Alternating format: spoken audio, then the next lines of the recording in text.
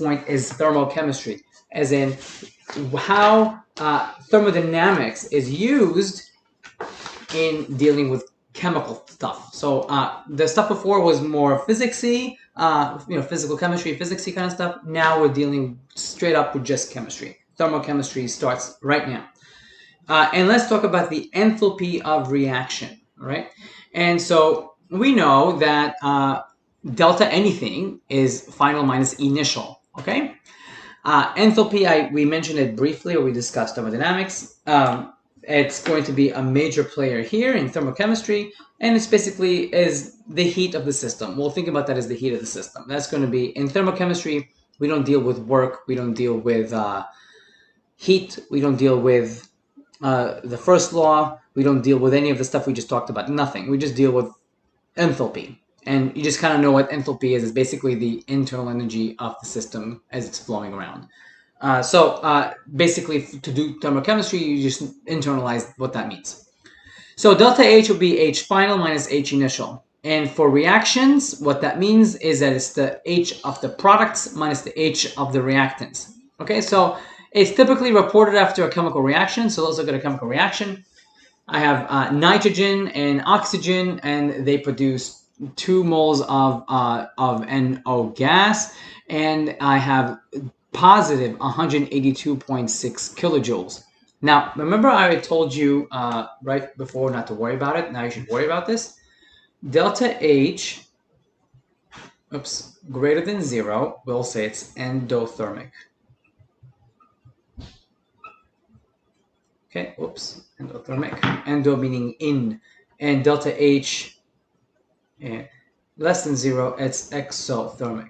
Exo meaning out of, so into, out of. This requires, you put energy in, this energy is being released. So if I have a reaction, A plus B going to C, and I tell you that delta H is negative 15 joules or something, then 15 joules were released when these things reacted. When do you see that? You see that when stuff is heated up when they react. Okay, so when you put salt in water, it releases a little bit of energy. When you dissolve things, you typically release energy, and that sort of it's not a chemical reaction, but it's a physical change here that's releasing energy.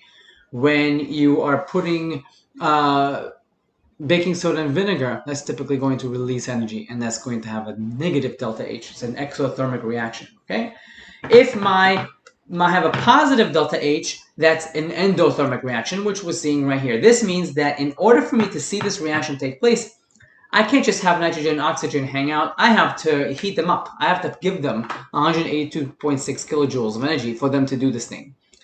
And you can think of this as another reactant. So N2 plus O2 plus this stuff is going to give me 2 moles of NO. Okay, so I need this in order to get 2 moles of NO. So typically it's actually it's said that this is 182.6 kilojoules per mole.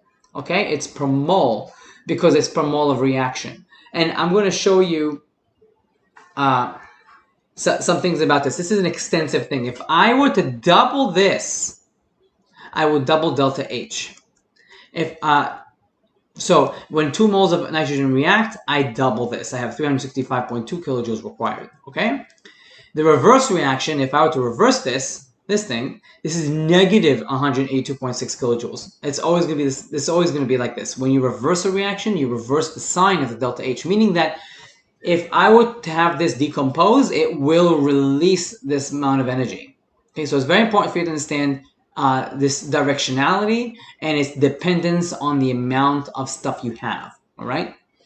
The state of the reaction will also change delta H. So if they were all liquid, this would go down. So it's the state of the reaction is going to affect the magnitude of delta H of reaction. So it's just an aside thing. You can't calculate this. You can just look it up. But that's always true. If I have delta H as 182.6 kilojoules going forward, it will be negative 182.6 kilojoules going backwards. If I triple this, I will triple this. If I triple this, I will triple this. If I go 10 times 10, it will be times 10. That's always the case. So let's look at an example. Okay, so I have here methanol. Go down. Okay, so methanol gas, not plus, just one reactant. This thing goes to carbon dioxide gas plus 2 moles of hydrogen gas. And at the end of it, I'll write that this has a delta H of reaction equaling to positive 90.7 kilojoules per mole. And this per mole thing tells me that if I were to multiply this whole thing by 2, this gets multiplied by 2. If I multiply this by 8, it will be multiplied by 8. That's what that means, that per mole thing, okay? And this also means that this is endothermic, okay? So that's actually part one of the question. Is this exothermic or endothermic? It's endothermic, okay. The other part of the question is how many grams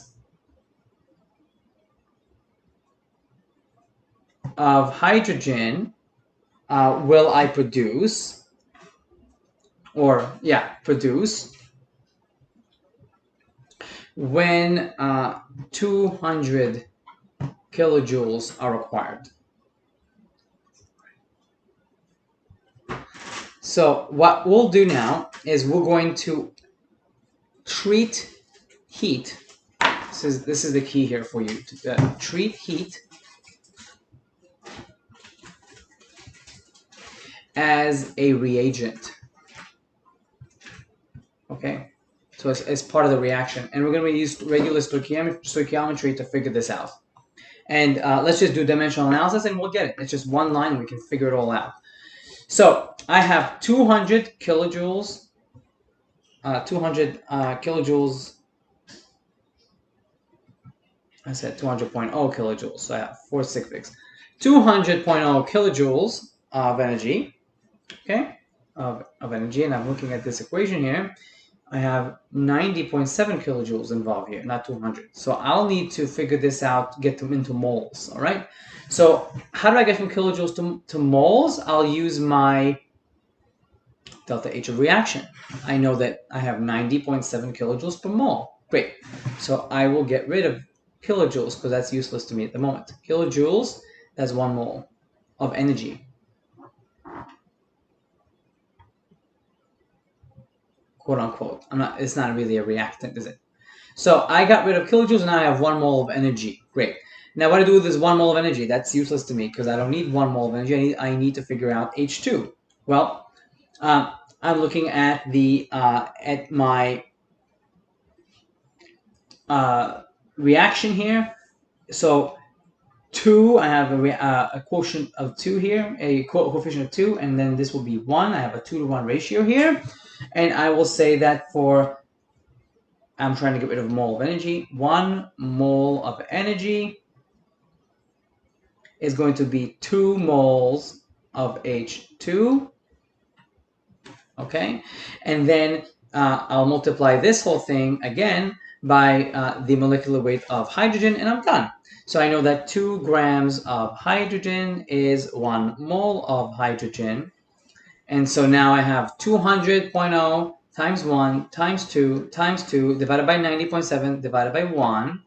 I throw that all together and I get 8.840 grams of H2. And that's my answer. Okay, so by treating energy as a reactant, you can easily get what you need as a stoichiometry. Treat it as a stoichiometry problem and you'll always get it right.